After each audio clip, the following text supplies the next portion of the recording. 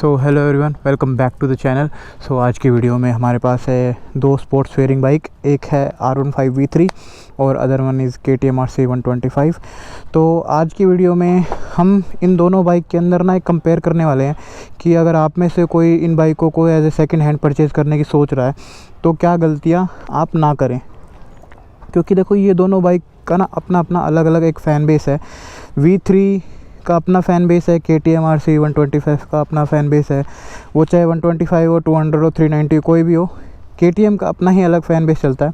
और जब हम बॉयज़ एक बाइक लेने जाते हैं ना, तो हमारी जो फीलिंग्स, हमारे जो इमोशंस होते हैं ना, वो बाइक के साथ ऐसे जुड़े होते हैं। बाइक हमारे लिए मतलब बहुत ही प्रीशियस चीज़ होती है। वो चाहे फ़ोन हो और भी कोई चीज़ हो, बट बाइक के साथ जो हमारी भावना जुड़ी होती है वो शायद ही किसी और चीज़ के साथ जुड़ती होंगी। तो बाइक लेते टाइम ना हम काफ़ी सारी गलतियाँ कर देते हैं, क्योंकि कई बार हम लुक पे मर जाते हैं, कई बार हम पावर पे मर जाते हैं और अपनी ज़रूरतों के हिसाब से चीज़ को समझ नहीं पाते हैं। और लास्ट में क्या होता है, देखो, जब हम फर्स्ट हैंड बाइक ख़रीदते हैं ना, तो आपके पास बहुत सारे ऑप्शन होते हैं। बट जब हम सेकंड हैंड बाइक ख़रीदते हैं तो आपके पास थोड़े से ही ऑप्शन होते हैं। तो उन ऑप्शन में हम कई बार कंफ्यूज हो जाते हैं। तो उनमें से दो ऑप्शन आज हमारे पास ये हैं, तो इनका एक कंपैरिजन कर लेंगे। दोनों बाइक अलग अलग कैसे आपको अलग अलग परफॉर्मेंस देती है, अलग अलग कंफर्ट देती है। तो इसी वीडियो के अंदर हम दोनों चीज़ जान लेंगे। अब सबसे पहले तो चलते हैं, देखो, हम R15 V3 के ऊपर। तो जो ये R15 V3 है, ये एक बहुत ही रिलायबल इंजन है, बहुत ही यामा की तरफ से एक बहुत ही रिफाइंड इंजन है। जहाँ की KTM RC के जो इंजन है, KTM RC के इंजन ना एक कैरेक्टर में बिल्ड होते हैं, वो अपने साथ एक कैरेक्टर को लेके चलते हैं। तो आज उसी कैरेक्टर की बात करेंगे। यहाँ हम बात करते हैं रिलायबिलिटी की, यहाँ बात हम करते हैं कैरेक्टर की, ठीक है। तो अब इन बाइक्स की राइड पे चलते हैं। देखो, सबसे पहले हम बात कर लेते हैं इसका सीटिंग पोस्चर। अब देखो, जैसे कि मेरी हाइट है 5'10", तो पैर ना मेरे पूरे ज़मीन पे अच्छे से रखे भी जा रहे हैं और मुड़ भी रहे हैं। जब इस पर 5'5" से 5'10" तक की हाइट का बंदा बैठता है तो ये बाइक जो है बहुत ही मतलब प्यारी लगती है, बंदे के ऊपर सूट भी करती है। इसकी जो लेंथ इसकी काफ़ी ज़्यादा है, तो एक बहुत ही प्यारी बाइक लगती है बैठे हुए बंदे के ऊपर 5'10" तक की हाइट के ऊपर। बट जब बंदा थोड़ा सा इससे लंबा 6 फुट से कोई लंबा बंदा इस पर बैठता है तो थोड़ी सी अजीब लगती है बाइक देखने में, क्योंकि बाइक बहुत छोटी सी हो जाती है, बंदा बहुत बड़ा बड़ा सा लगता है इसके ऊपर। तो पहला पॉइंट तो ये हो गया कि अगर आप इस हाइट के अंदर बिलोंग करते हैं तो आप इस बाइक को प्रेफर कर सकते हैं, ठीक है। और क्योंकि देखो, इसके टायर्स जो हैं, इसके टायर्स थोड़े से छोटे हैं। इसका आगे का टायर 100 सेक्शन का है, पीछे का 140 सेक्शन का है। तो थोड़ी सी बाइक कहीं ना कहीं फिर थोड़ी सी छोटी लगती है, ठीक है। सेकंड पॉइंट आएगा इसका राइडिंग कंफर्ट, ठीक है। अब एक बार इसको राइड कर लेते हैं। देखो, हालांकि 150 सीसी का इंजन होने के बावजूद इसकी राइडिंग क्वालिटी काफ़ी ज़बरदस्त है। और ये बाइक 2010 में जब पहला लॉट आया था, ये बाइक मैंने तभी परचेज़ कर ली थी। मेरे पास लगभग ये बाइक 4 साल रही है, और उस 4 साल में मुझे इतना सा भी किसी तरह का कोई इशू देखने को नहीं मिला मेरी बाइक के अंदर। 4 साल बाइक मैंने रखा, सिर्फ सर्विसिंग के ऊपर मैंने बाइक को यूज़ किया 4 साल। तो सबसे बड़ी चीज़ तो यही है, यामाहा की रिलायबिलिटी इसको हमेशा आगे लेके रखती है। इसकी सर्विसिंग उस टाइम पे 850-900 रुपये में इसकी सर्विसिंग हो जाती थी, पूरी पेड सर्विसिंग, ठीक है। तो 4 साल मुझे किसी तरह की कोई प्रॉब्लम नहीं है उसके अंदर। अब देखो, बात करते हैं राइडिंग कंफर्ट की। अगर देखो आप 5'5", 6-7 तक की हाइट के बंदे हैं तो बहुत ज़्यादा कंफर्टेबल रहेगा आपके लिए। हैंडल स्लिप ऑन हैंडल है, थोड़ा सा छोटा हैंडल है, मनूवरिंग में भी कोई किसी तरह की कोई प्रॉब्लम क्रिएट ये करने वाली है नहीं आपको। हाँ, बट जब देखो इसका जो व्हील का जो ट्रैवल है वो बहुत ही ज़्यादा बड़ा है। तो अगर आप डेली अगर ऐसे कहीं ऐसी जगह पे रहते हैं, रिमोट एरियाज़ पे रहते हैं, या फिर थोड़ा सा ऑफ रोड वगैरह आपको करना पड़ता है, तो थोड़ा सा आपको अनकम्फर्टेबल हो जाता है इस बाइक की राइडिंग में, क्योंकि व्हील ट्रैवल बहुत ज़्यादा है, ठीक है। तो आप उस टाइम पे भी इस बाइक को थोड़ा सा अवॉइड करना। अब आते हैं इसके थर्ड पॉइंट पे। देखो, थर्ड पॉइंट है इसकी रिलायबिलिटी की बात होगी। अब इसकी बिल्ड क्वालिटी, देखो, इसकी बिल्ड क्वालिटी कहीं ना कहीं KTM से थोड़ा सा कम पड़ती है, क्योंकि जो KTM की बिल्ड क्वालिटी है वो काफ़ी हैवी है। इसकी बिल्ड क्वालिटी जो है थोड़ा सा, हालांकि इसके पैनल्स बहुत ज़्यादा महंगे नहीं हैं, 5000 के अंदर ये आप इसके साइड पैनल्स और जो भी छोटा मोटा अगर ऐसे इसकी वाइज़र वगैरह में प्रॉब्लम आती है, टूट टाट जाता है गिर गिरा के, तो वो चेंज हो जाता है पूरा का पूरा 5 से 6 हज़ार रुपये के अंदर। वहीं अगर KTM की बात करें तो KTM सीधा 3 गुना महंगी पड़ती है। तो थोड़ी सी वही बात है, इसकी बिल्ड क्वालिटी अगर हल्की है तो पार्ट्स भी सस्ते हैं, और उसकी बिल्ड क्वालिटी अगर बेटर है तो उसके पार्ट्स भी थोड़ा सा महंगे हैं। अब फोर्थ पॉइंट पे चलते हैं। फोर्थ पॉइंट देखो, इसकी माइलेज। अगर आप इस बाइक को डेली, देखो एक बाइक है, अगर आपको डेली चलानी है 50 से 60 किलोमीटर तो ये बाइक प्रेफर करो। ये बाइक अगर आप बिगिनर है तो ये बाइक प्रेफर करो, क्योंकि क्या है ना, देखो बिगिनर के लिए ये बाइक एक तो लाइट वेट होगी, सबसे बड़ी चीज़, ऊंची बाइक नहीं है, ज़मीन से चिपक के चलती है, आपको माइलेज अच्छा देती है, वो राइडर का जो एग्रेसिवनेस है वो आपको फील कराती है ये बाइक। अगर आप बिगिनर इस बाइक से सीखेंगे ना तो मैं आपको सही बता रहा हूँ, आप कभी भी ऐसे मार नहीं खाएंगे, क्योंकि छोटा हैंडल हो गया और एक अच्छी माइलेज आपको दे रही है, आपकी पॉकेट पे हैवी नहीं पड़ेगी, तो आप इस बाइक का मज़ा ले पाएंगे, आप इस बाइक को अच्छे से यूज़ कर पाएंगे। और इस बाइक को आप यूज़ कर पाएंगे ना तो फिर आपका बेचने का मन नहीं करेगा, ठीक है। क्योंकि राइडर्स के साथ सबसे ज़्यादा प्रॉब्लम क्या क्रिएट होती है, लोग नई नई बाइक लेकर भी बाइक बेच देते हैं। वो यही तो चीज़ होती है कि आप अपने हिसाब से बाइक को परचेज़ नहीं करते हैं, पसंद के हिसाब से कुछ भी ले लेते हैं, कि लोगों की सुन के कुछ भी ले लेते हैं, तो लास्ट में आपके साथ क्या होता है, वो फिर आपको बाइक बेचनी ही पड़ती है। और जब आप बाइक को बेचने जाते हैं, जो बाइक आपको पसंद नहीं है उसकी ऑब्वियस सी बात है, जो आपको पसंद नहीं है उसकी तो वैल्यू आपको कुछ भी मिल जाए आप ले लेंगे।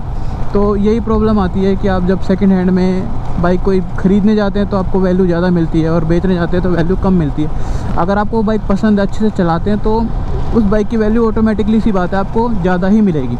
तो ये था इसका कुछ रिव्यू कि आपको किस किस बंदे को R15 लेनी चाहिए, किस किस को 125 लेनी चाहिए।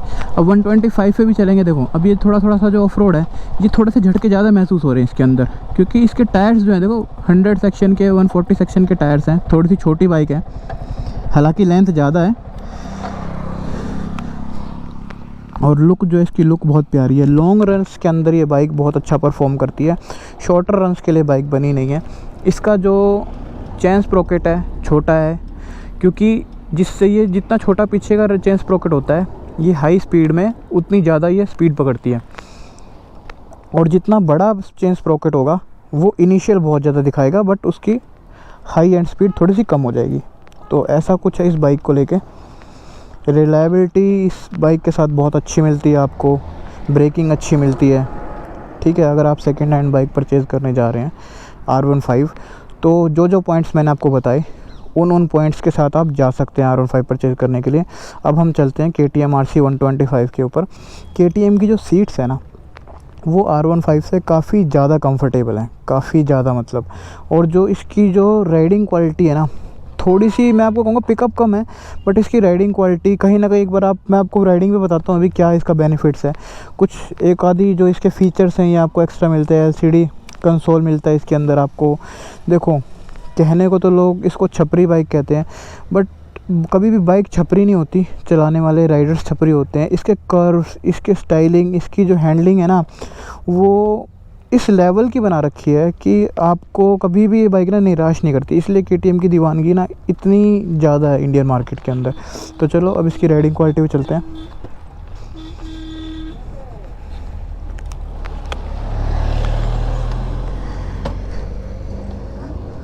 सबसे पहला जो फीचर है इसका, देखो ये वाला अगर आप ट्रैफिक्स के अंदर इसको राइड करते हैं तो इसको आप छोटा कर सकते हैं, और अगर आप इसको थोड़ा सा हाईवे पे आपको दूर तक का देख रहे हैं तो आप इसको बड़ा कर सकते हैं। मुझे वैसे ये फ़ीचर काफ़ी यूनिक लगता है KTM का, ये बड़ी बाइक्स के अंदर आता है। तो चलो अब इसकी चलते हैं राइडिंग क्वालिटी के ऊपर। देखो सबसे पहले तो हम आ जाते हैं इसके पिकअप के ऊपर। अच्छा चलो व्लॉग में आ गया, व्लॉग देखना निश मित्रो, हाँ ठीक है, निश मित्रो के नाम से है। ये देखो लिखा ना, कर रखा आपने, देखना जाके, ठीक है। चलो बाय बाय। अब चलते हैं कुछ इसकी राइड पे। अब ये देखो, ये जो इसका कॉकपिट है ना, KTM RC का जो पहले वाला कॉकपिट था उससे अब ये कॉकपिट काफ़ी प्यारा कर दिया है, हैंडल पोजीशन काफ़ी ऊपर कर दिया है। तो देखो कहीं ना कहीं ये R15 से थोड़ा सा ज़्यादा कंफर्टेबल लगती है।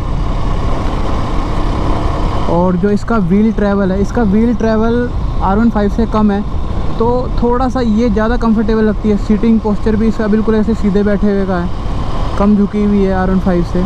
तो अगर आपकी हाइट 5'10" से प्लस है तो, और थोड़ा सा एक बल्की बाइक आप चाहते हैं, ये देखो जो इसके गड्ढे हैं इसमें इतना फील नहीं होता ये वाली बाइक के अंदर। इनिशियल बहुत ज़्यादा है, हालांकि इसकी टॉप स्पीड 120-125 के आसपास होगी, बट इसका इनिशियल R15 से कहीं ना कहीं थोड़ा सा ज़्यादा लगता है। बट जब इसको आप एकदम से खींचने की कोशिश करते हैं तो R15 एकदम से खींचती चली जाती है, इसका थोड़ा सा पिकअप लॉन्ग उसके ऊपर कम लगता है। बट ये काफ़ी कंफर्टेबल बाइक है, USB फोक के साथ आती है आपका। और अब देखो इसकी बिल्ड क्वालिटी की बात करते हैं। जैसा कि मैंने आपको बताया था R15 के टाइम पे कि उसकी थोड़ी सी बिल्ड क्वालिटी कम है। इसकी जो बिल्ड क्वालिटी है बहुत ही हैवी है। R15 के पार्ट्स से कंपेयर करें तो बहुत हैवी है, ऐसा लगता है जैसे कोई मतलब काफ़ी सॉलिड चीज़ लगी हुई है। तो अगर गिरती है तो बाइक इसमें ज़्यादा से ज़्यादा क्या होता है, इसके अंदर के जो पैनल्स है टूटते बहुत कम टूटते हैं, या ज़्यादा स्क्रैच आते हैं इनके पैनल्स के ऊपर, या फिर अंदर से जो इसके गार्ड्स लगे होते हैं वो थोड़े से बैंड होते हैं जो होल्ड करके रखते हैं पैनल्स वगैरह को। अब मैं आपको बता दूं, ये देखो जो इसमें ये USB फोक्स मिलते हैं इसकी वजह से काफ़ी कंफर्टेबल हो जाती है बाइक। अब ये देखो बाइक काफ़ी ऊंची है, अगर आपकी हाइट थोड़ी सी कम है तो ये थोड़ा सा अनकंफर्टेबल रहेगी। इसमें रेडियल टायर मिलते हैं, टायर बड़े मिलते हैं जो ज़्यादा कंफर्टेबल रहते हैं। हालांकि कुछ लोगों को हो सकता है इसका ये फेस ना पसंद आए, बट जो ये बाइक है काफ़ी ज़्यादा कंफर्टेबल है अगर आप R15 से कंपेयर करते हैं तो। इसका जो रियर का स्प्रोकेट है, इसका रियर का स्प्रोकेट थोड़ा सा बड़ा है, जिस वजह से ये इनिशियल तो ज़्यादा है इसका, बट लॉन्ग रन के अंदर थोड़ा सा इसका पिकअप कम रह जाता है। वो 140 टू 150 के अराउंड आराम से चली जाती है 150 सीसी का इंजन।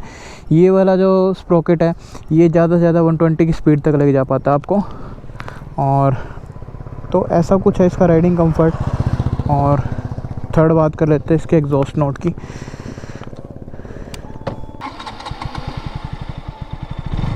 तो जो इसका एग्जॉस्ट नोट है, एग्जॉस्ट नोट 125 सीसी की बाइक के हिसाब से काफ़ी ज़्यादा प्यारा है।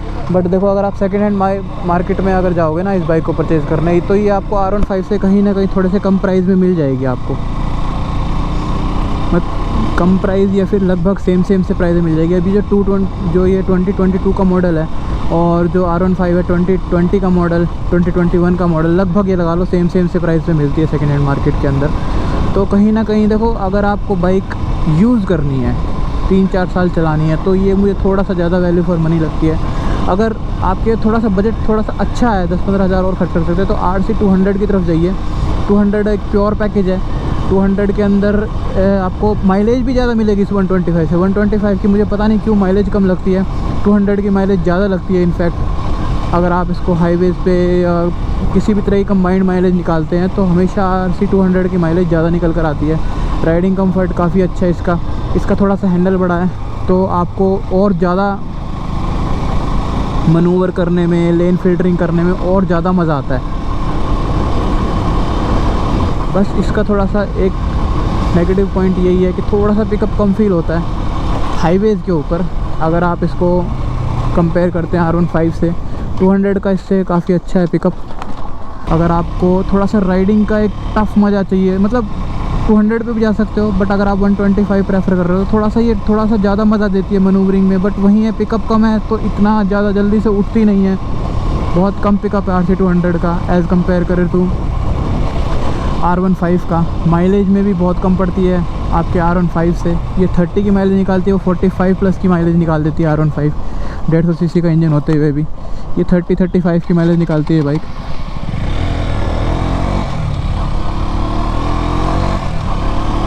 बट हाँ ये है कि देखो राइडिंग में कंफर्ट बहुत है इस बाइक के अंदर।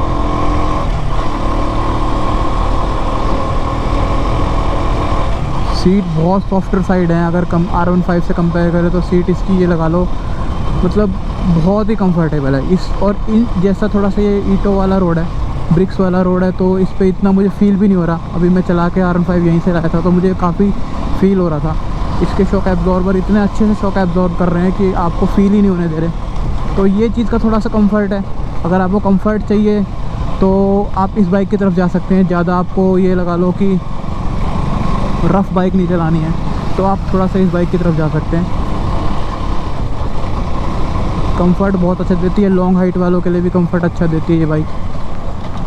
ये देखो ऐसी जगह पे आपको इसको स्लो करने की ज़रूरत नहीं पड़ेगी क्योंकि राइडिंग कंफर्ट इसका काफ़ी अच्छा है। और ब्रेकिंग देखो, ब्रेकिंग का मैं बताऊं, KTM की ब्रेकिंग का ना कोई कंपैरिजन नहीं है, कहीं से कहीं भी कोई कंपैरिजन नहीं है KTM की ब्रेकिंग का। KTM के ब्रेक इतने अच्छे हैं ना, आप चाहे कितनी रफ़ बाइक चला रहे हो, कितने कैसे चला रहे हो, देखो बिल्कुल ओवर तो नहीं चलना चाहिए, बट KTM किसी बाइक बहुत जल्दी रुक जाती है किसी भी सिचुएशन में हो। अगर आप एक ऐसे राइडर हैं जो कभी कभी ओकेजनली बाइक निकालते हैं, थोड़ा सा राइडिंग का मज़ा लेना चाहते हैं, एक कंफर्टेबल पोस्चर, थोड़ा सा अगर लॉन्ग चलना चाहते हैं, तो KTM आपके लिए बेटर रहेगी।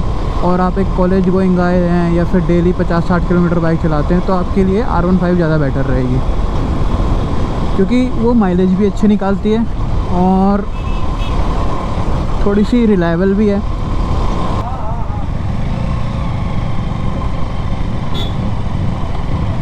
और अगर आप किसी भी तरह की कोई भी सेकेंड हैंड बाइक परचेज़ करने का सोच रहे हैं तो यहाँ से परचेज़ कर सकते हैं। ये है नवीन एंटरप्राइजेस, सोनीपत की काफ़ी बड़ी मार्केट है ये यूज़ सेकेंड हैंड बाइक की।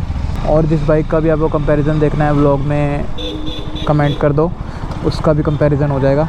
ऐसा कुछ रिव्यू था इन दोनों बाइक्स का कि किस किस सिचुएशन में आपको कौन सी बाइक परचेज़ करनी चाहिए। देखो KTM RC काफ़ी एक बल्कि लंबी चौड़ी बाइक लगती है और कंफर्ट थोड़ा सा ज़्यादा देती है, बट माइलेज कहीं ना कहीं थोड़ी सी कम रह जाती है। यही है कि इसका थोड़ा सा ड्रॉबैक है।